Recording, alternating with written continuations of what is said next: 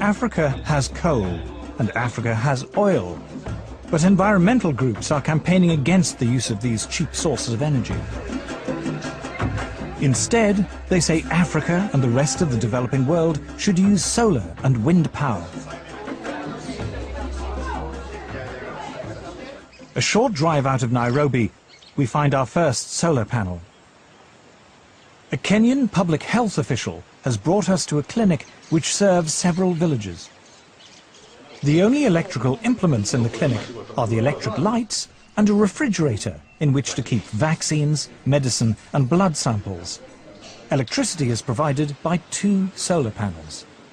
So what can it do successfully? Lighting.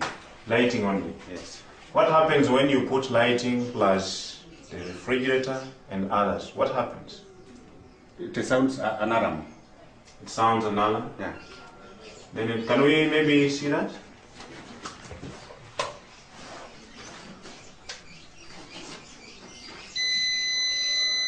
The solar panels allow Dr. Samuel Mwangi to use either the lights or the refrigerator, but not both at the same time. If he does, the electricity shuts down. Wind and solar power are notoriously unreliable as a source of electricity and are at least 3 times more expensive than conventional forms of electrical generation. The question would be, how many people in Europe, how many people in the United States are already using that kind of energy? And how cheap is it?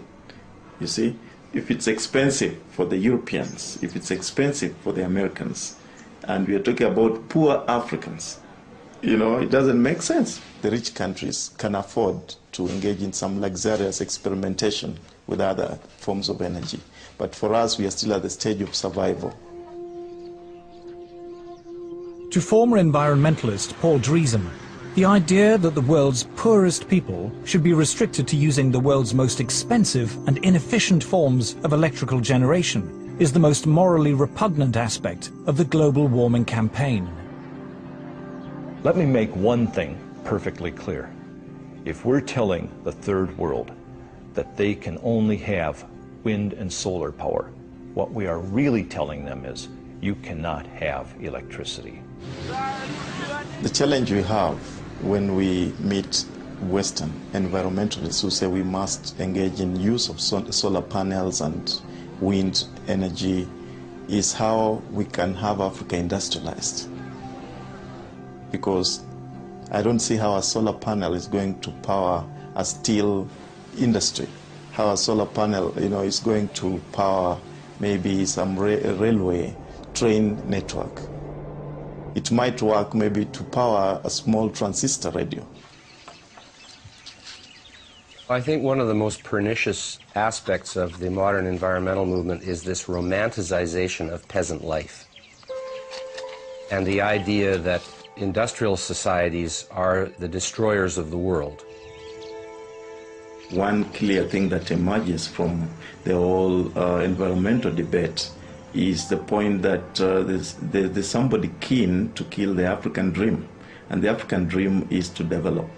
The environmental movement has evolved into the strongest force there is for preventing development in the developing countries. We are being told, don't touch your resource, don't touch your oil, don't touch your coal.